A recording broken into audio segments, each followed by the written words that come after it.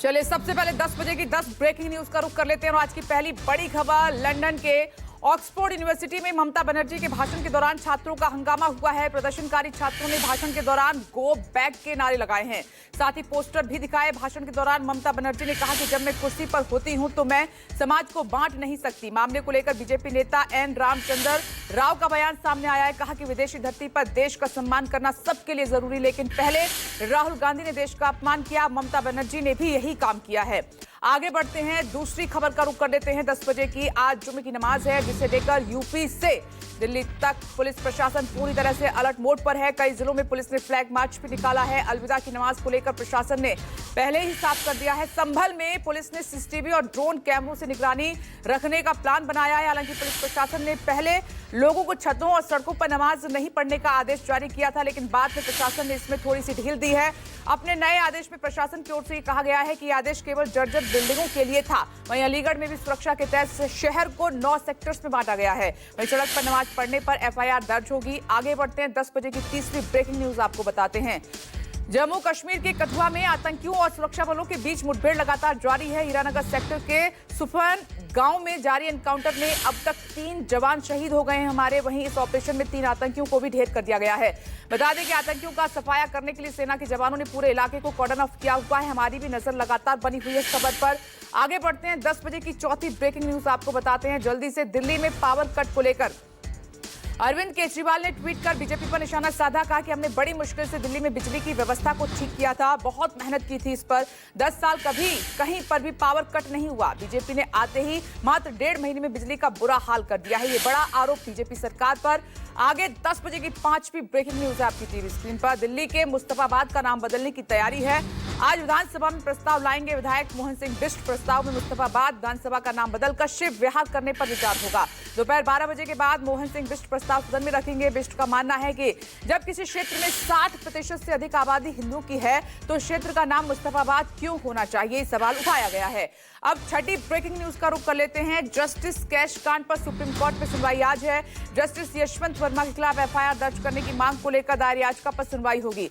Supreme court में advocate Matthew ने supreme court में दायर की है याचिका, और याचिका में मांग ये की गई है कि दिल्ली पुलिस को एफआईआर दर्ज करने का निर्देश दिया जाए। जस्टिस वर्मा के घर पर फायर ब्रिगेड को करोड़ों रुपए का कैश मिलने के बाद इस मामले ने तूल पकड़ लिया है। 7वीं ब्रेकिंग न्यूज की ओर आपको लिए चलते हैं। बिहार के मुख्यमंत्री नीतीश कुमार के खिलाफ आज मुजफ्फरपुर सीजेएम कोर्ट में सुनवाई होगी और सीएम नीतीश पर मुजफ्फरपुर की पश्चिमी कोर्ट में राष्ट्रगान का अपमान करने का मुकदमा दर्ज हुआ है। आरोप यह है कि 20 मार्च को एक कार्यक्रम में राष्ट्रगान के दौरान उन्होंने अनुचित व्यवहार किया और ये मामला भारतीय दंड संहिता और राष्ट्रीय गौरव अपमान निवारण अधिनियम के तहत दर्ज किया गया है। बता दें कि इस मामले को लेकर विपक्षी दलों ने इस घटना पर विरोध जताया और नीतीश कुमार लगातार सवालों के घेरे में हैं। आप जानते हैं इसी मामले को लेकर कि उन्होंने राष्ट्रगान का अपमान किया है। खासकर विरोधी पार्टी आरजेडी ने उन पर जोरदार हमला बोला।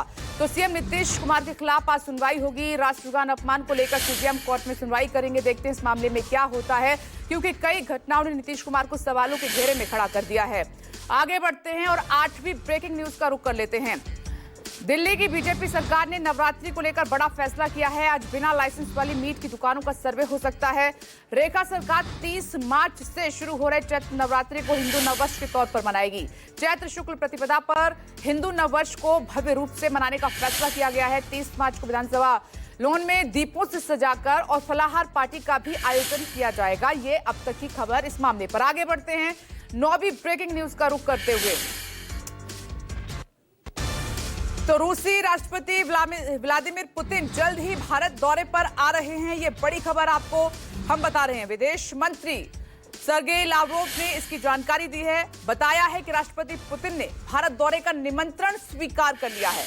दिल्ली यात्रा को लेकर तैयारियां जोरों पर चल रही हैं। हालांकि पुतिन की यात्रा की तारीखों का अभी कोई खुलासा नहीं हुआ है कि वो कब किस तारीख पर भारत के दौरे पर आ रहे हैं। जल्दी इसका खुलासा भी हो सकता है, लेकिन जानकारी ये है कि पुतिन ने जो भारत की तरफ से न्योता दिया गया है उसको स्वीकार कर लिया है।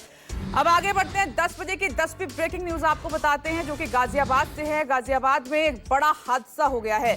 गाजियाबाद के भोजपुर में पेपर मिल में बड़ा हादसा हुआ। पेपर मिल में बॉयलर फटने से 3 मजदूरों की मौत हो गई है। मौके पर पहुंची पुलिस ने शवों को कब्जे में लेकर पोस्टमार्टम के लिए भेज दिया है।